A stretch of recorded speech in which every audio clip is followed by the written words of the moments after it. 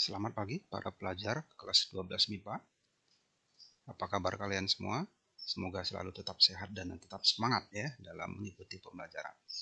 Di pertemuan kita kali ini kita akan membahas proses pembelahan sel secara meiosis. Ini adalah seri pembelahan sel bagian yang ketiga. Yang pertama itu ada interfase, kemudian mitosis. Nah, bagaimana proses pembelahan sel secara meiosis ini? Mari sama-sama kita ikuti pembahasannya.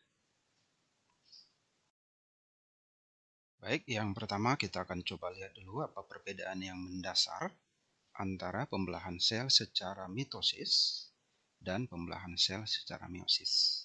Nah, mitosis kita sudah belajar.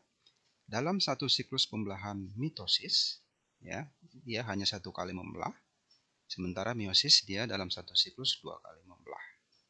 Kemudian jumlah sel anak yang dihasilkan, kalau mitosis ada 2, meiosis ada 4 sel anak. Jumlah kromosom untuk mitosis itu 2N atau diploid, sementara untuk meiosis N atau haploid. Kemudian pembelahan sel secara mitosis itu terjadi pada somatis atau sel tubuh.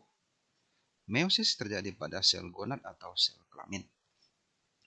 Tujuan dari pembelahan sel secara mitosis adalah untuk proses pertumbuhan atau restitusi. Nah, sementara meiosis itu untuk membentuk gamet yang nantinya berfungsi untuk proses reproduksi. Nah, ini skema secara sederhana untuk pembelahan sel secara mitosis. Jadi dari satu sel induk yang kromosomnya 2N, dia akan menghasilkan 2 sel anak yang kromosomnya sama dengan sel induk, yaitu 2N. Nah, untuk meiosis, dari satu sel induk yang kromosomnya 2N, kemudian dia akan membelah 2 kali, dan akan menghasilkan 4 sel anak yang masing-masing kromosomnya haploid atau N kromosom. Nah, mari kita lihat lebih lanjut lagi bagaimana proses pembelahan sel secara meiosis ini. Baik, mari kita lihat bagaimana skema umum dari proses pembelahan sel secara meiosis itu sendiri. Jadi meiosis ini dalam prosesnya dia 2 kali membelah. Nanti dari hasil pembelahan yang pertama, yaitu yang ini, kita sebut namanya meiosis 1. Kemudian yang ini adalah meiosis 2. Dari meiosis 1, dia akan menghasilkan 2 sel anak. Di mana kedua sel anak ini itu sudah haploid, ya. Jadi kromosomnya sebenarnya sudah setengah daripada induknya. Nah, kemudian dari hasil meiosis yang kedua, dia juga akan melakukan pembelahan dan menghasilkan 4 buah sel anak. Nah, kita akan lihat secara detail masing-masing proses meiosis 1. Kemudian kita lanjut nanti ke meiosis 2. Mari kita lihat.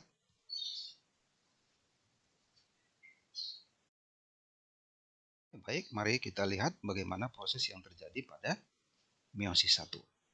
Nah, kalau kalian masih ingat proses mitosis, itu ada fase profase, metafase, anafase, dan telofase. Nah, pada meiosis 1 itu ceritanya hampir sama.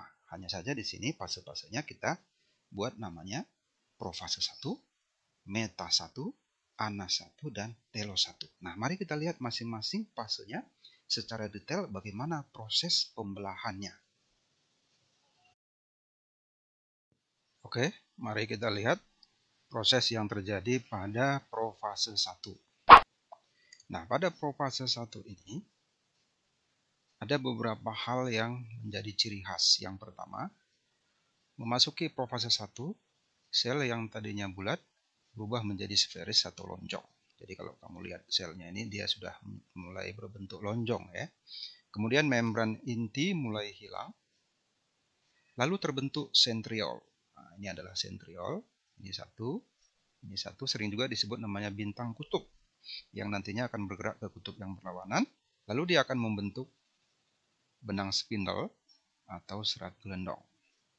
Nah, ada satu proses yang menjadi ciri khas profase 1, yaitu lezi Pak Didi. Nah, ini cara mengingatnya ya, yaitu leptoten, zigoten, pakiten, diploten, dan diakinesis. Ya, masing-masing prosesnya itu.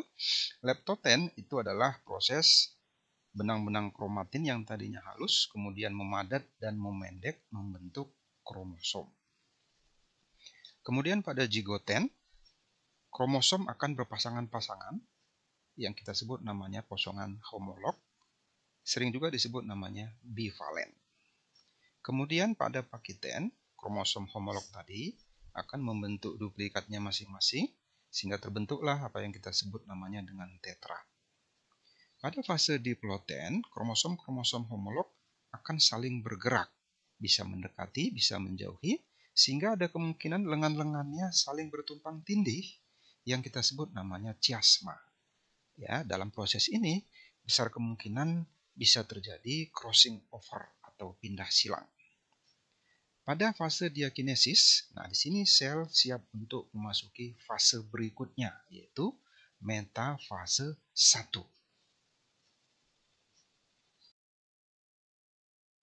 Baik, mari kita lihat proses yang terjadi pada metafase 1.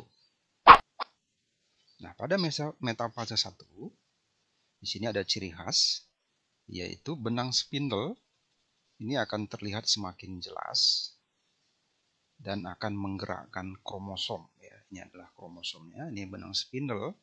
Ini adalah centriole atau bintang kutub. Ya. Pada fase ini, kromosom akan bergerak ke daerah ekuator atau bidang pembelahan. Ya. Jadi kalau tadinya dia berada di kutub atas, dia akan bergerak ke bawah. Kalau dia berada tadinya di kutub bawah, dia akan bergerak ke atas, sehingga dia akan menjadi membentuk satu garis seperti ini, ya, seolah-olah ada dua ekuator, ya, yaitu ekuator 1 dan ekuator 2. Nah, di sini kromosom tersusun rapi dan sejajar dan memudahkan kita untuk menghitung jumlah kromosomnya. Kenapa? Karena struktur kromosomnya sangat jelas. Pada setiap sentromer ada dua kinetokor yang masing-masing dikaitkan dengan benang spindle. Nah, sekarang mari kita lihat fase berikutnya, yaitu anafase 1. Baik, sekarang mari kita lihat proses yang terjadi pada anafase 1.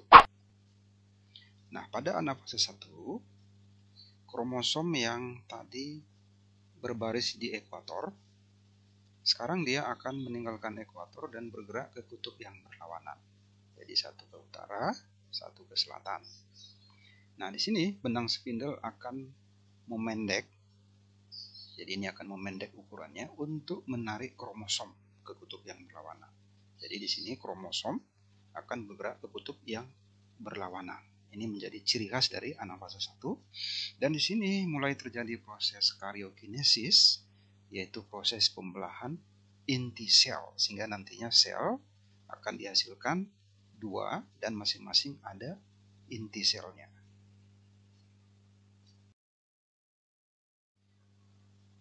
Baik, sekarang kita masuk ke fase telofase 1, yaitu fase akhir di meiosis 1. Nah, hal-hal yang terjadi di sini kita bisa lihat. Di sini membran inti akan mulai terbentuk kembali. Jadi di sini akan mulai terbentuk membran inti di sel yang satu, demikian juga di sel yang ini, ya. Dan akan terbentuk lekukan di bagian tengah dari sisi sel. Nah, ini adalah lekukannya yang menjadi cikal bakal dari pembentukan sitokinesis. Sitokinesis adalah proses pembelahan sitoplasma sel. Nah, di akhir dari telofase 1 akan dihasilkan 2 sel baru yang masing-masing kromosomnya sudah bersifat haploid. Nah, selanjutnya kedua sel ini akan memasuki tahap meiosis 2. Jadi dua-duanya sel ini akan mengalami proses fase mitotik berikutnya.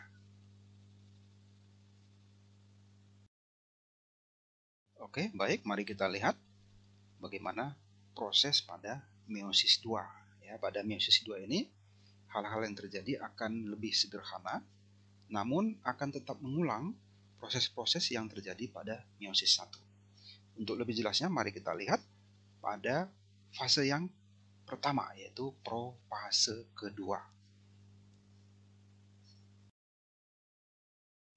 Oke, baik, mari kita lihat tahapan pada meiosis kedua, yaitu pada profase 2. Nah, di sini kedua sel hasil pembelahan meiosis 1 itu akan mengalami proses secara bersamaan. Jadi pada profase 2 ini, kedua sel anak hasil dari meiosis 1 secara bersamaan akan menghasilkan dua sentriol. Jadi ini sentriolnya masing-masing yang nantinya akan bergerak kembali ke kutub yang berlawanan, sehingga membuat sel ini menjadi sferis kembali atau berbentuk lonjong kembali. Kemudian akan dibentuk kembali benang spindle. Sentriol kemudian akan bergerak ke kutub yang berlawanan dan akan membentuk sel yang menjadi bentuk yang sferis atau lonjong.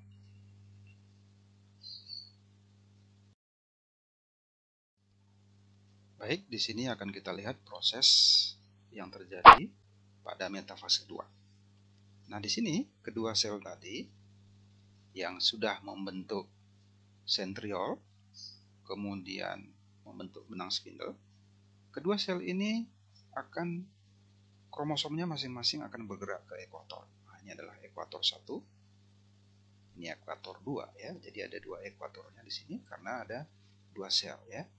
Jadi cirinya adalah kedua sel anak pada metafase 2 kromosomnya masing-masing akan berjajar, berbaris dengan teratur di garis ekuator masing-masing. Kemudian sentromer akan membelah membentuk dua kromosom dan masing-masing akan siap memasuki fase anafase 2.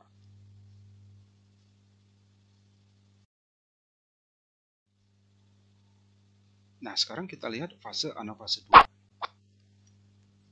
Fase anafase 2, seperti halnya pada anafase 1, di sini kromosom akan bergerak ke kutub yang berlawanan. Ya, jadi masing-masing sel ini akan menarik kromosomnya bergerak ke kutub yang berlawanan. Demikian juga sel yang satu ini akan menarik kromosomnya bergerak ke kutub yang berlawanan. Dan di sini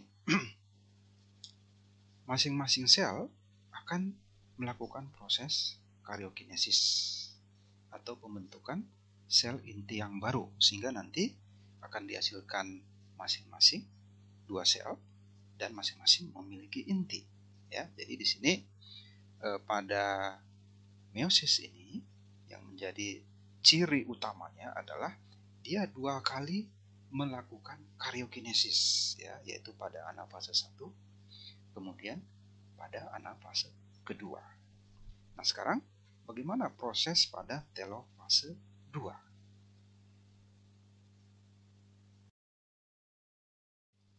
Oke, mari kita lihat telofase yang kedua, yaitu proses yang terakhir dari pembelahan meiosis 2.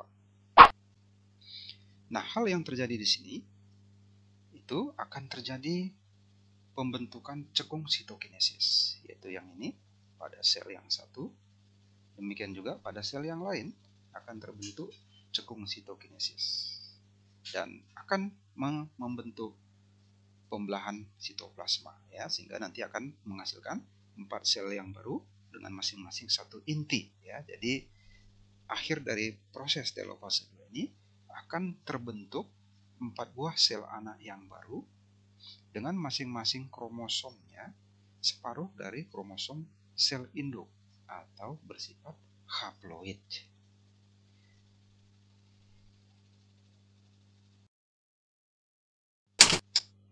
Oke, para pelajar yang hebat, demikianlah materi kita hari ini, yaitu pembelahan meiosis.